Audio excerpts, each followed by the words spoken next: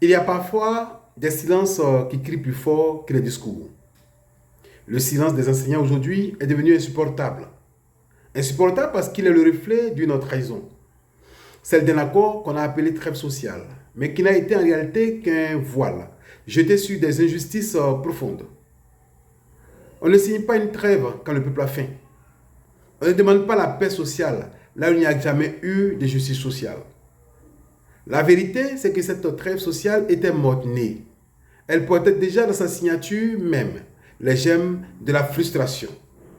Car une trêve, ce n'est pas un décret, ce n'est pas une consigne politique.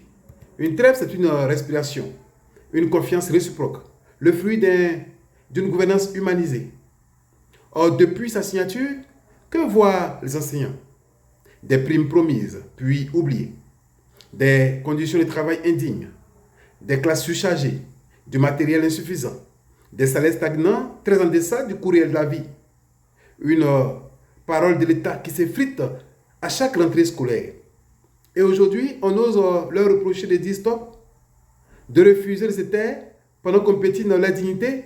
Non, cette grève n'est pas une faute. Elle est un cri. Le cri de ceux qui n'en peuvent plus de se sacrifier sans reconnaissance. Mais que fait-on face à ces cris?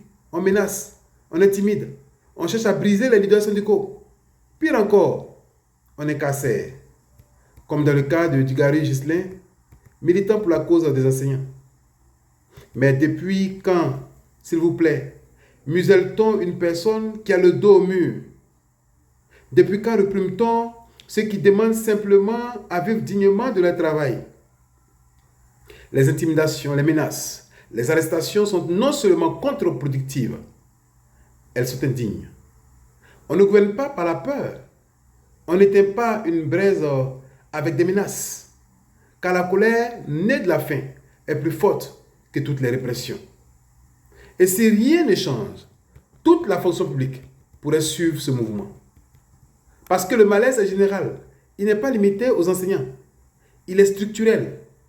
Le vrai problème, la vraie problématique, c'est celle des revenus, face à un coût de la vie devenu insaisissable. Depuis 1960, l'indice de base des salaires des fonctionnaires est resté figé à 233 francs CFA. Comment parler de progrès avec une telle injustice figée dans le marbre?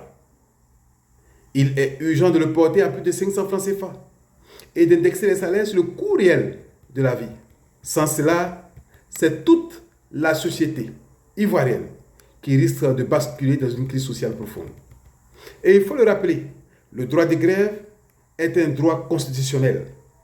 Ce n'est pas une faveur accordée. Ce n'est pas une option suspendue aux humeurs du pouvoir. Aucun accord, aussi signé soit-il, ne peut faire taire la souffrance quotidienne des fonctionnaires.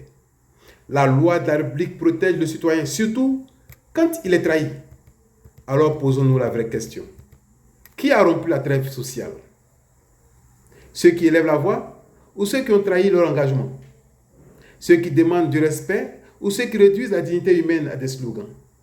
Ceux qui courent sous le poids du quotidien ou ceux qui dirigent un budget de plus de 15 000 milliards de francs CFA sans réel impact pour la population? La stabilité d'un pays ne se construit pas en faisant taire ses éducateurs. Elle se construit en écoutant, en respectant, en honorant ceux qui forment les citoyens de demain. Aujourd'hui, soutenir nos enseignants, ce n'est pas s'opposer à un gouvernement. C'est prendre parti pour la vérité, pour la dignité, pour la justice. Car le véritable chaos, ce n'est pas la grève. Le véritable chaos, c'est de croire que l'on peut gouverner sans cœur, sans écoute, sans respect. Je l'ai dit. Le peuple d'abord, la Côte d'Ivoire en avant, Innocent Yelbin, président de Force au Peuple.